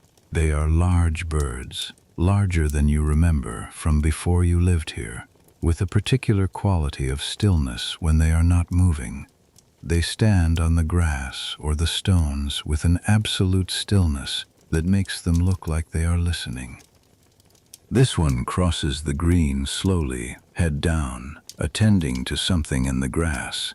It reaches the far side and stops there and stands very still, and you watch it for a long time. Elizabeth finishes the psalm. You ask her to read another. At 8:30, Kingston comes again. The time has been confirmed, he says. 9 o'clock. The executioner has arrived from Calais. Everything is in readiness. You stand. This time you do not sit back down. You ask your ladies to come with you. Margaret takes her place at your left shoulder, Mary at your right. Anne and Elizabeth fall in behind. This is the formation you have maintained for public appearances throughout your time as queen. The queen at center, ladies arranged around her, a small constellation of women moving together through the spaces of the court. You have one more thing to do before you leave the room. You go to the table. You pick up the letter to Lady Bryan. You give it to Margaret and ask her, one more time, to see that it is sent. Her hands close around it. She nods once. You believe she will do this. You believe that whatever happens after you leave this room, Margaret will find a way to get that letter to Hatfield, will put it in the hands of someone who will carry it the right distance, will make sure that somewhere in the months ahead Lady Bryan receives it and reads it and perhaps, years from now, decides the time has come to tell Elizabeth what it says. You believe this. You have to believe it. You cross the room. You open the door. The air of the tower comes at you, cold, river damp. The particular smell of this place that you have breathed every morning since they brought you here, and that you will breathe for the last time this morning. It is not an unpleasant smell. It is simply the smell of this place, and this place has been your world, and you breathe it in completely. The walk across Tower Green to the chapel of St. Peter ad Vincula takes perhaps 2 minutes at an ordinary pace. Kingston walks ahead. His men are at a respectful distance to either side. Your ladies are behind you. The gravel of the path is cold and precise under your feet, each small stone distinct through the thin soles of your shoes. The grass of the green is damp, dew still on it, the morning not yet warm enough to burn it off. The scaffold is to your right as you walk. You do not look at it directly, not yet. You look at the chapel door. The interior of St. Peter ad Vincula is dim and smells of candle wax and cold stone. You are shown to your place. Your ladies settle around you. The priest begins. You have attended hundreds of masses in your life, in chambers and chapels and great cathedral spaces, and each time the words have meant something slightly different depending on what you brought to them. The Latin moves through the chapel now with the particular quality that Latin has in small spaces, dense, slightly overlapping with its own echoes, the accumulated weight of a language that has been said in rooms like this one for 1,000 years. You kneel on the cold stone. You feel it in your knees, specific and real. You let yourself feel it. This is one of the last sensations available to you. The cold of this stone floor, the weight of your body on your knees, the smell of the candles, the sound of the priest's voice moving through the air. You attend to all of it. You do not try to be somewhere else. You pray for George. You pray for Norris and Weston and Brereton and Smeaton. You pray for Catherine of Aragon, dead in January, buried at Peterborough. You pray for Mary, Catherine's daughter, who has suffered more from the decisions of powerful men than anyone in this story deserves. You pray last for Elizabeth. You hold her name in the prayer longer than the others. You do not rush it. You let it be as long as it needs to be. Long enough to contain 2 years of her life and everything you have hoped for it, and everything you cannot know, and the specific weight of the absence that is coming, the mother-shaped space that will be in her world from this morning forward.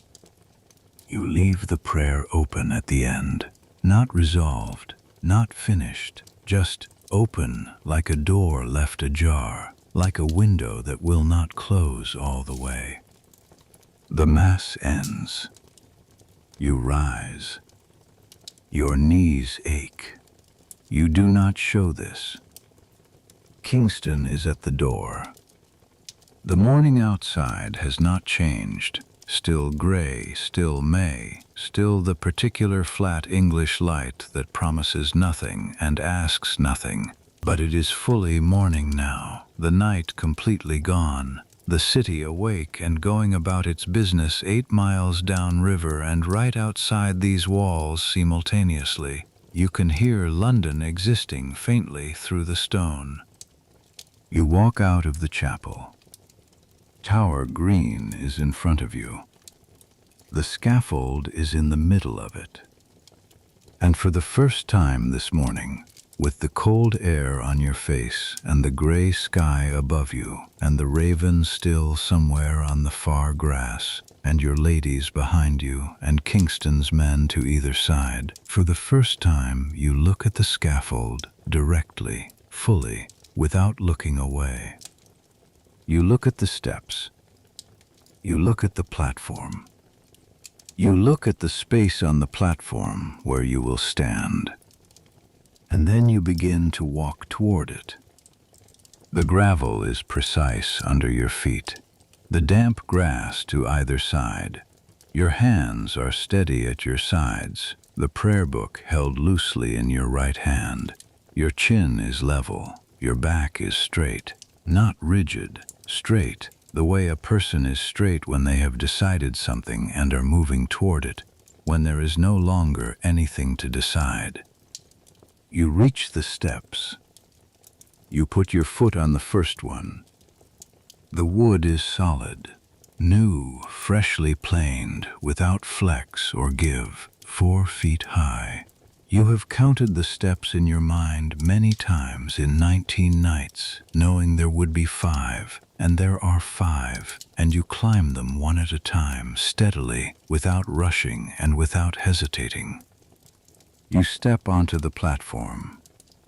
The crowd below and around you is small, perhaps 100 people, perhaps slightly more. The permitted witnesses, the officials, the guards, the small audience that has been granted permission to observe an execution on Tower Green rather than the public spectacle of Tower Hill. You can see faces, but you do not focus on them.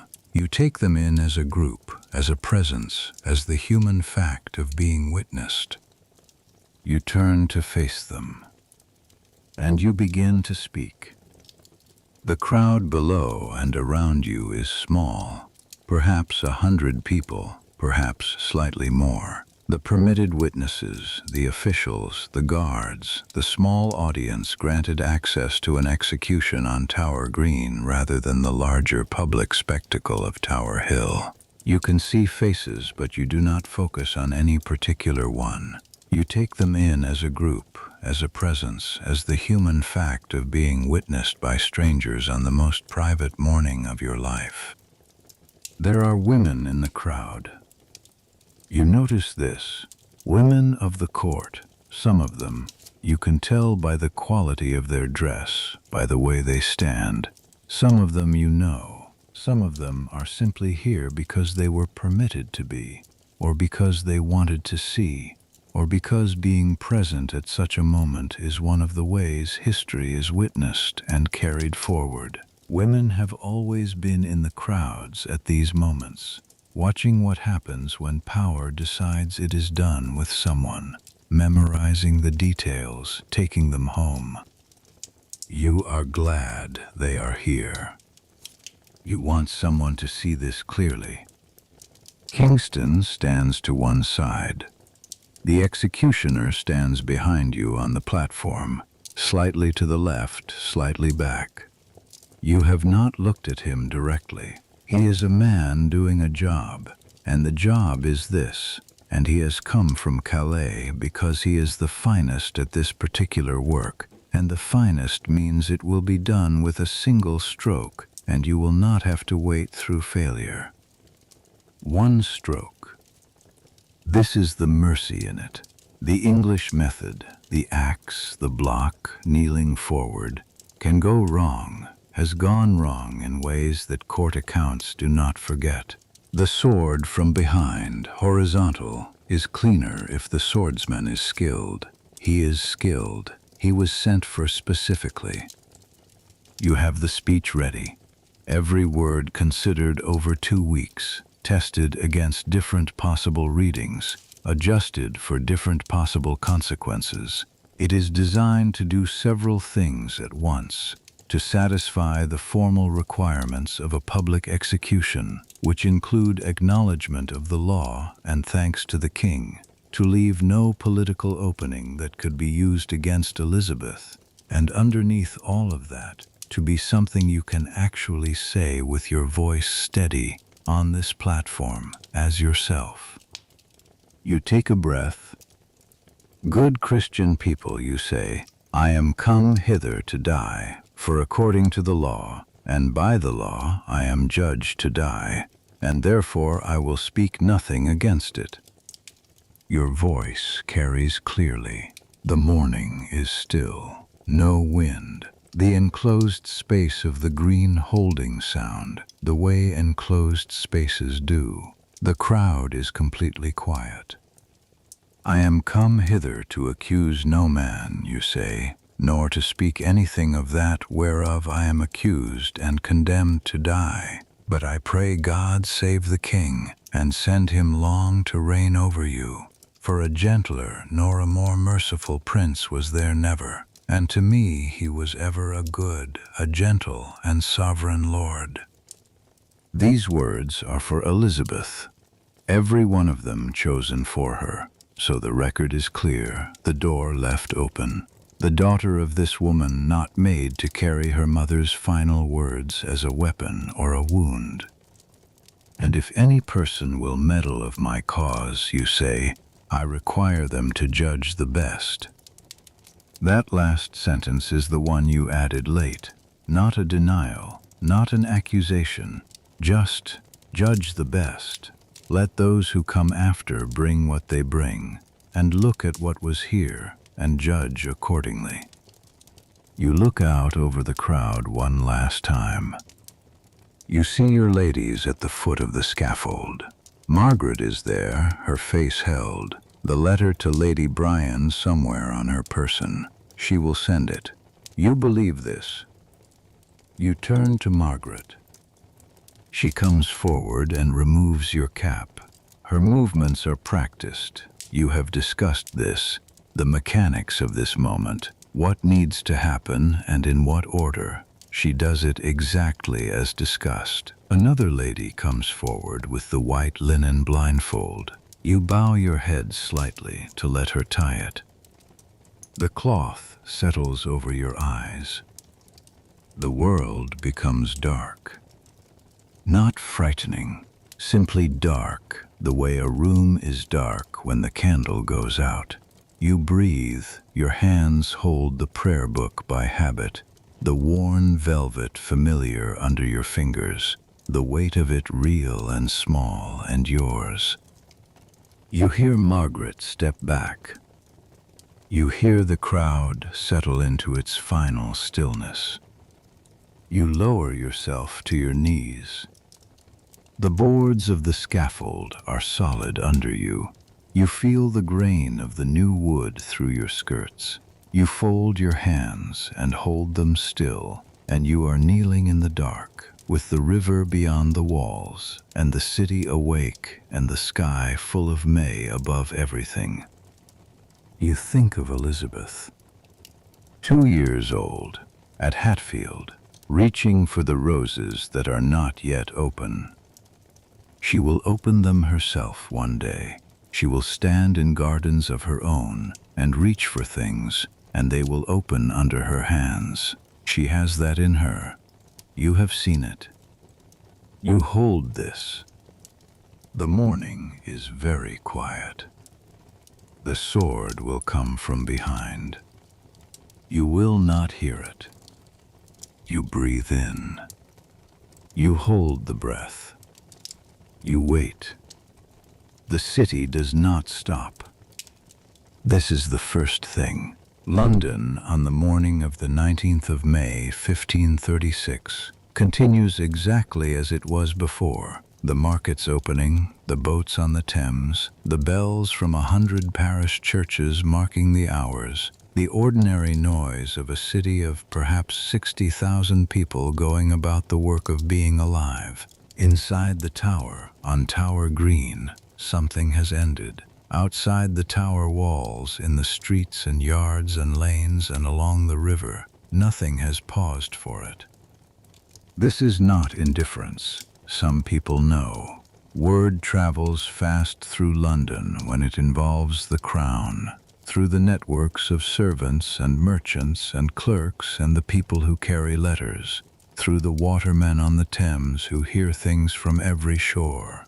By midday, most of the city will know that the woman who was queen is no longer in the Tower. By evening, the knowledge will have settled into the particular way London absorbs these things, as fact, as something to be discussed quietly in certain places and avoided in others, as one more event in a decade of events that have required everyone to continuously recalibrate what is permitted to say and to whom. The Tower's cannon fires at the moment of execution. The signal carries 8 miles downriver. At Greenwich Palace, Henry VIII hears it. He is already dressed for riding. He goes out to hunt in the park at Greenwich within the hour. This is the recorded account carried forward by those who were present at Greenwich that morning. The courtiers, the attendants, the people who watched the king receive the signal and mount his horse. It has been repeated in histories for 500 years, not because it is the most important thing about that morning, but because it says something so completely about the man, about the decade, about the nature of the world in which all of this happened. He goes hunting. By the following morning, Henry is betrothed to Jane Seymour. The betrothal had been arranged before Anne died. This is not speculation. It is documented in the letters and accounts of the period. Jane Seymour, who had been one of Anne's ladies-in-waiting, had been receiving the king's attention since at least February of this year. Henry had given her gifts, arranged private meetings, begun the process of signaling his intentions to her family. The machinery of this transition had been turning for months. The execution was its completion, not its beginning. Within 10 days of Anne's death, Henry and Jane are married. Jane Seymour is, by all contemporary accounts, quiet, compliant, modest in manner and careful in speech. The portrait Holbein painted of her shows a pale face with a contained expression, hands folded precisely in the way a woman's hands are meant to be folded in a formal portrait. She is, in almost every observable way, the opposite of Anne Boleyn. After 7 years of waiting for a woman who argued with him, who held her own counsel, who had opinions loud enough to fill a room, the king has chosen someone who will not. Jane Seymour will give Henry the son he wanted, Edward, born in October of 1537. She will die 12 days after the birth from complications that the medicine of the time cannot address. Henry will wear black for her for 3 months. He will later say she was his true wife, the one he truly loved, and at his own request he will be buried beside her at Windsor 30 years hence. But this is later. On this morning, Henry is in the park at Greenwich, and the horse is moving under him, and the trees are in full leaf, and the May air is on his face, and 8 miles upriver the woman he loved for 7 years, and then decided to kill, is being laid in an elm chest in the chapel of St. Peter ad Vincula. The elm chest is a detail that surfaces in the accounts of the Tower's constable. There was no coffin prepared, either an administrative failure or a deliberate omission.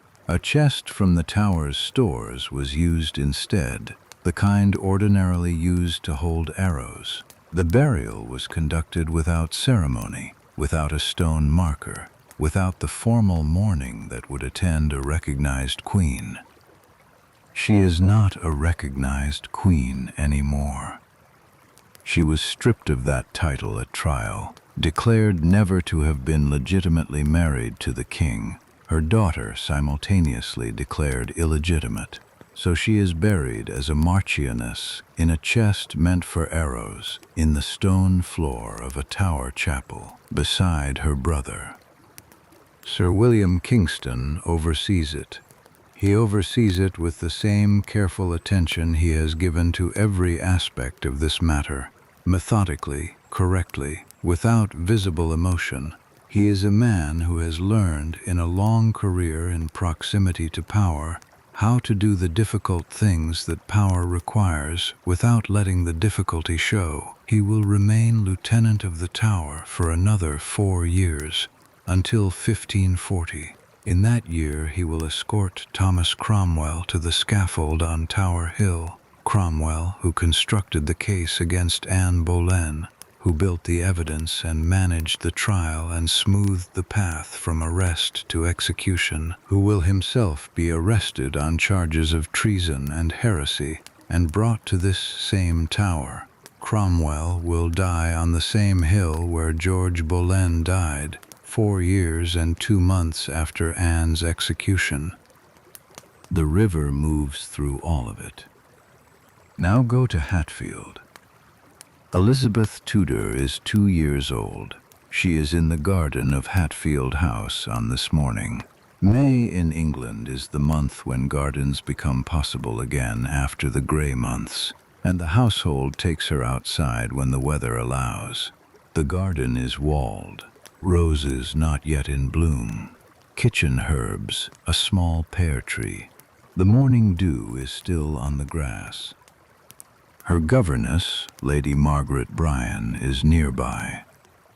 Lady Bryan is a competent and experienced woman who has managed royal nurseries before and knows how to do it. She will need all of her experience in the weeks ahead. Within days of Anne's execution, Elizabeth's status changes officially. She is declared illegitimate. Her title changes from princess to lady. The household at Hatfield will be maintained. Henry does not discard his children entirely, but the reduction in official status means a reduction in resources and a period of genuine political uncertainty about what the future holds for a girl whose mother was executed for treason. Lady Bryan will write to Cromwell within weeks asking for clarity.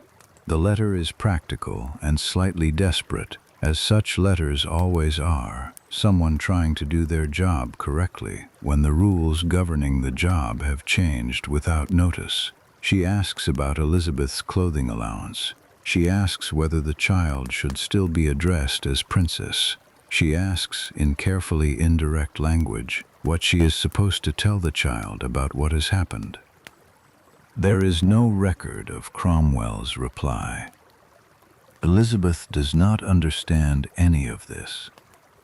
She is 2 years old. The world is the garden and the faces she knows and the warmth of the kitchen and the sound of Lady Bryan's voice. The larger world, the tower, the scaffold, the mother she has seen perhaps a dozen times in her life, is not yet real to her in the way that makes grief possible. She will not have a clear memory of this day. She will not have a clear memory of her mother at all, not in the way adults carry memories, as images you can call up and examine. She will have something older than memory, the shape of an absence, a mother-shaped space in the structure of her life, present from so early that it feels like it was always there. Over the years, she will fill this space with what she can learn. Fragments of court gossip, the accounts of people who knew Anne, the silence of those who will not speak about her, the portraits that survive and the ones that don't. She will piece together a mother from these fragments the way you piece together anything you cannot directly know, by accumulation, by inference, by the stories other people are willing to tell. What she will know, eventually, is that her mother did not disappear quietly. That her mother argued. That her mother read books and wrote in their margins, and placed scholars in positions of influence, and pushed for an English Bible at a time when this was genuinely dangerous. That her mother held a position for 7 years against everything designed to make her give it up. That her mother died on a scaffold with her voice steady and her hands still, and said, "Judge the best." Elizabeth will judge. She will be crowned Queen of England in November of 1558, when she is 25 years old.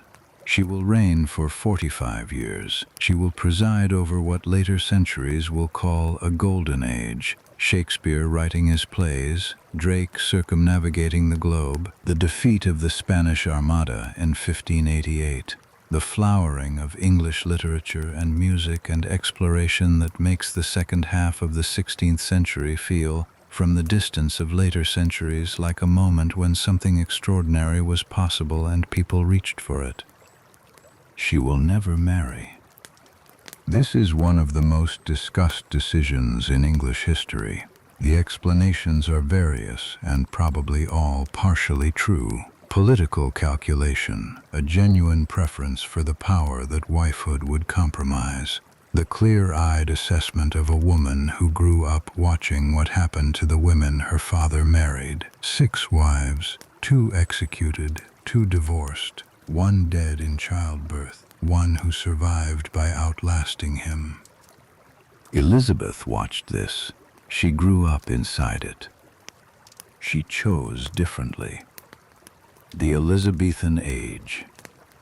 That is what these 45 years are called, named for the daughter of the woman in the elm chest, the daughter who was declared illegitimate and then reinstated in the succession, and then threatened and imprisoned and then crowned, who carried the stubbornness and the intelligence and the refusal to disappear all the way to the end of a 45-year reign, who died in her bed at 69 years old, which is an extraordinary thing for a Tudor. In 1876, workmen repairing the floor of St. Peter at Vincula open the chancel and find bones, several sets of them, the remains of Tudor executions placed in the same ground over decades. The remains believed to be Anne Boleyn's are identified and placed in a new lead coffin and reinterred beneath a marble tile in the chancel floor. The tile bears her name.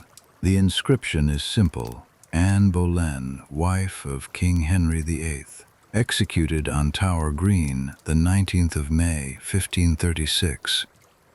These words will be visible to anyone who walks into the chapel. The Tower of London is now a museum.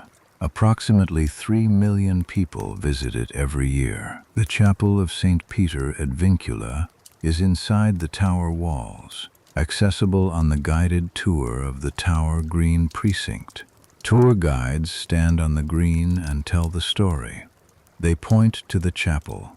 They mention her name. 3 million people a year in this place, hearing her name. The roses at Hatfield opened 3 weeks after that May morning. Elizabeth reached them when they did. Both hands, the way she reached for everything, the way her mother had written in a letter that may or may not have made it to Hatfield. She reached the way a person reaches when they have not yet learned that some things do not open when you want them to. They opened anyway.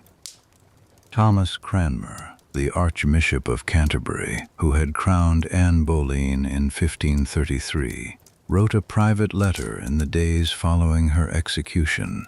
He wrote that he never had a better opinion of a woman than he had of Anne Boleyn. He wrote this privately. He could not put it into the official record, could not let it be known that the man who had performed the coronation and then annulled the marriage held this opinion. But he wrote it in a letter to someone he trusted. The letter survived. This is how she survives: in the private letters, in the margins of books, in the carefully worded opinions of people who could not speak plainly in public, and so wrote it down instead, for someone, for later, for whoever might eventually come looking. The trial documents survive. The letters survive. Cranmer's opinion survives. The accounts of those who stood near her and watched her die survive. And Elizabeth survives. This is the long consequence of a gray May morning. This is what remains when everything else has been taken. Now the story slows. Let it slow. The river moves in the dark. The tower is quiet tonight, the green empty, the scaffold standing in the dark until it is taken down, the chapel locked, the city settling into sleep around the walls. The Thames has been moving through this valley longer than any of the things built beside it, longer than the tower, longer than the city, longer than the particular arrangements of power that brought a woman to a scaffold on a gray May morning. But stories do not end where the powerful decide they end. They go on in the people who carry them, in the daughter who reaches for roses, in the women who stood in the crowd and memorized the details, in the books with their margins written in a careful hand, in the words set loose in the world that cannot be called back.